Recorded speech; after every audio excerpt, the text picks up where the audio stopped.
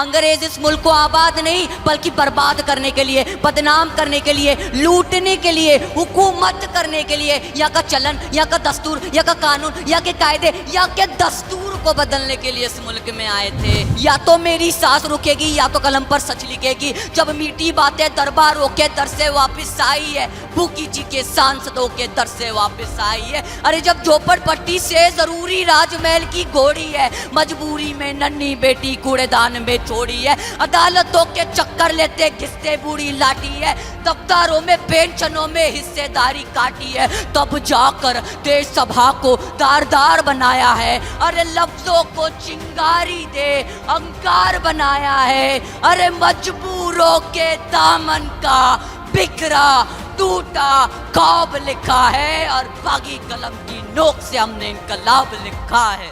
जमीन से आसमान की तरफ परवाज करता हूँ, खुदा का नाम लेकर इस तकरीर का आगाज करता हूँ। ना अंदाज़े गुफ्तगू है ना तर्ज़े तकल्लुफ़, ना अंदाज़े गुफ्तगू है ना तर्ज़े तकल्लुफ़। मेरा खिताब सुनने वालों अस्सलाम वालेकुम। दे सलामी उस झंडे को जिससे तेरी शान है, दे सलामी उस झंडे को जिससे तेरी शान है। सर हमेशा ऊंचा रखना उसका जब तक दिल में जान है।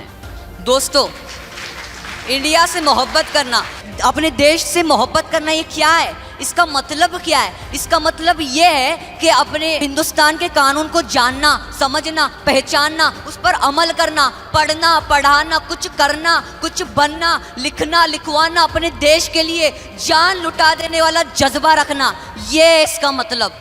दोस्तों, आज से 70 साल पहले हमारे मुल्क में अंग्रेज़ों की हुकूमत थी। अंग्रेज इस मुल्क को आबाद नहीं बल्कि बर्बाद करने के लिए, बदनाम करने के लिए, लूटने के लिए, हुकूमत करने के लिए, यहाँ का चलन, यहाँ का दस्तूर, यहाँ का कानून, यहाँ के कायदे, यहाँ के दस्तूर को बदलने के लिए इस मुल्क में आए थे। उस वक्त का ज़माना क्या था और आज का क्या है, पूछिए अपने बुजुर्गों से तो हमें यही पता चलेगा कि अहले हिंदुस्तान में सरफरोशी का माहौल गर्म था, इंसानों का खून बह रहा था, इंसानों को इंसानियत से कोई मतलब नहीं था। ऐसा माहौल हमारे मुल्क में चलता था और ऐसे ही माहौल में हमारे कुछ नेता शहीद हुए जो अपने जिस्म और जान की परवाह न करते हुए। लेकिन आज हम लोग इतने मतलबी हो गए, इतने मतलबी हो गए, ना जनता को वोटिंग से मतलब है, ना नेताओं को देश प्यारा है। ना जनता को वोटिंग से मतलब है, ना नेताओं को देश प्यारा है। सबको बड़ा बनना है और जो लोग बड़ा बनना चाहते हैं, मैं उनसे कहूँगा, जो लोग बड़ा बनना चाहते हैं, ये रब का बंदा उनसे कहता है कि तैरने के लिए पानी का होना ज़रूरी है, तैरने के लिए पानी का होना ज़रूरी है और एक बड़ा आदमी बनने के लिए एक आदमी बनना ज़रूरी है। मेरे समझ में ये नहीं आता कि हमें इनकलाबी लहजे के लिए क्यों शायरी करनी पड़ती है। या तो मेरी सांस रुकेगी या तो कलम पर सच लिखेगी। जब मीठी बातें दरबारों के दर से वापस आई है, भूखी जी के सांसदों के दर से वापस आई है। अरे जब झोपड़पट्टी से जरूरी राजमहल की घोड़ी है, मजबूरी में नन्ही बेटी कूड़ेदान में छोड़ी है। अदालतों के चक्कर लेते घिसते बूढ़ी लाठी है, दफ्तारों में पेंशनों में हिस्सेदारी काटी है। तब जाकर देश सभा को दारदार बनाया है। अरे लफ्जों को चिंगारी दे अंगार बनाया है। अरे मजबूरों के दामन का बिखरा टूटा ख्वाब लिखा है और बागी कलम की नोक से हमने इनकलाब लिखा है।